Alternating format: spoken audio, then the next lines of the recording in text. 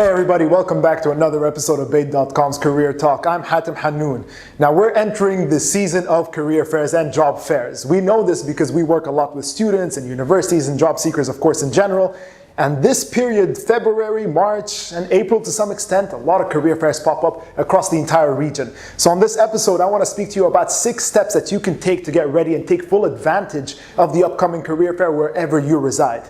Now at Bayt.com, we provide you with different tools and technologies that make it easy for you to find the job that you want throughout the entire year. But when career fairs pop up, they give you a different kind of advantage. There's different benefits to attending career fairs and making the most of them. So that's what I want to get into in this episode. Step 1, answer the 5 W's. The 5 W's being what, when, where, why, and who.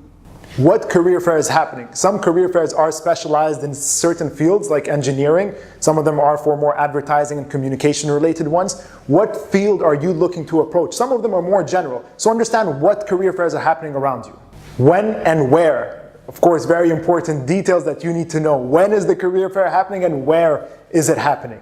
Why is the career fair happening? What kind of companies are going to be there? That's also the who. So why is the career fair happening? The objective for the companies, why are they showing up? So you know how you can align yourself with that objective.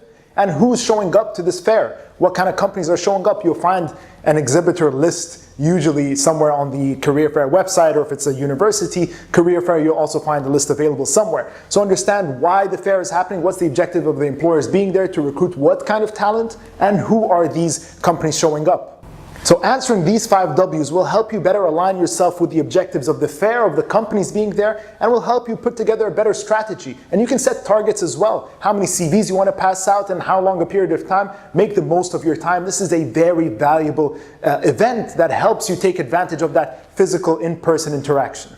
Step 2, gather your toolkit. We understand now what's happening with the event and the career fair by answering the 5 W's. Now we want to make sure we're prepared with the right tools. And your primary tool at a career fair is your CV. So definitely make sure your CV is updated. Make sure it's updated online as well, whether on Bayt.com or any other page as well. All your online profiles should be updated as well. If you've seen our previous videos, you would know that recruiters will search you up online. So make sure that's updated as well. Have numerous copies of your CV printed and ready to pass out. And at the same time, a valuable tip that would require some time investment from your side beforehand, but would be very valuable, is once you understand who the companies are that are showcasing or there to meet with candidates, tailor your CV to different companies as well, the companies you really want to speak to. Tailor your CV to the positions they're looking to hire.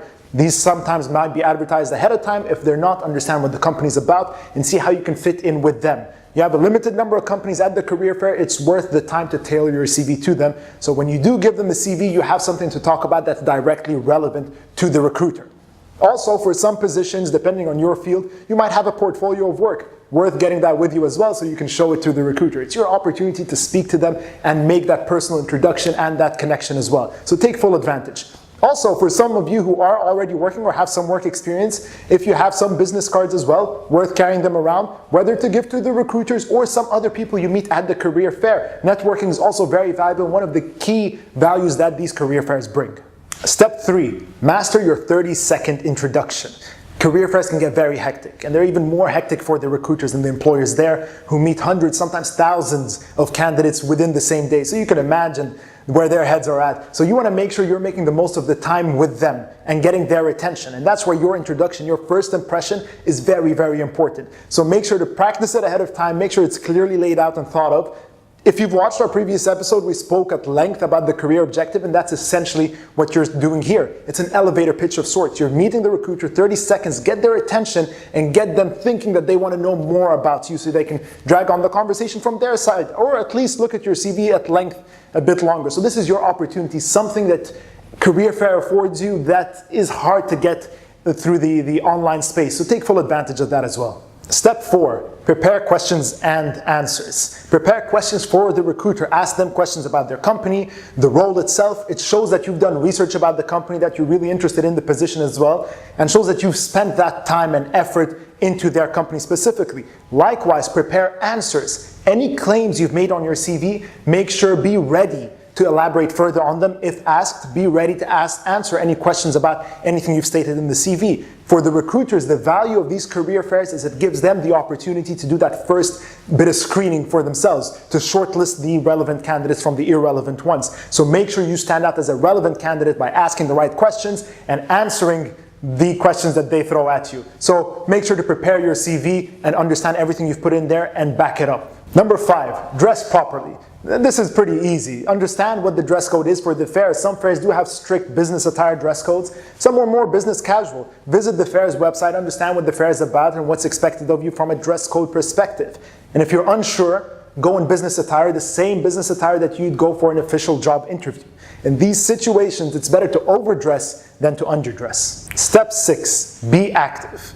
Remember, career fairs are largely a people's game. That's what they afford you that is hard to do in an online space. So take full advantage of that as well. Make sure you get a good night's rest. You need your energy. You need to walk around, speak to people, as many people as you can, whether it's recruiters, employers, or other job seekers at the event. Networking is a huge key in these career fairs. So be ready to ask people questions about themselves, show some interest in what they have to say, answer questions about yourself, do some convincing, whether it's to recruiters or other people you're speaking to. Be polite, of course, be professional, have good posture when you're speaking to people.